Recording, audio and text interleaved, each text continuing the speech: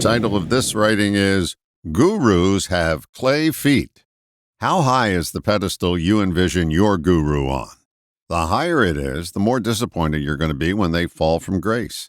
A guru in this context is someone who is outstanding in some area of life, usually an area we perceive ourselves lacking in. They generally fall into some category of teacher.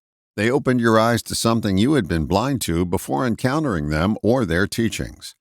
We marry them to the ideals that they preach. Often we don't recognize they may be just the messenger and not the message.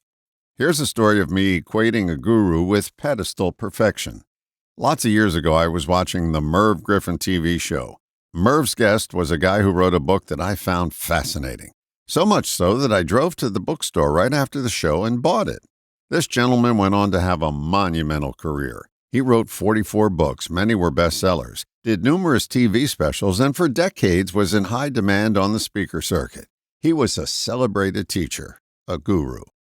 Over the years, I found out personal things about him that didn't match up with my sainted image of him. Multiple marriages, accusation of plagiarism, incidents of him not practicing what he preached, etc. The sin committed was mine, not his. I failed to allow him to be human.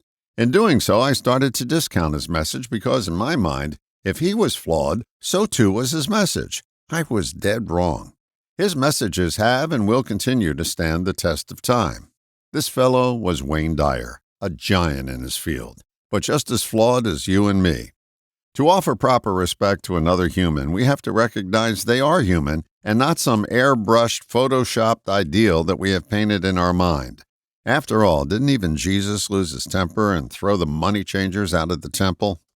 Here's a question to ask if you find yourself putting someone on too high a pedestal. Do you allow them to have as many flaws as you? If you don't, prepare for disappointment. For surely as night follows day, even someone as idealized as Muhammad Ali had feet of clay. All the best, John.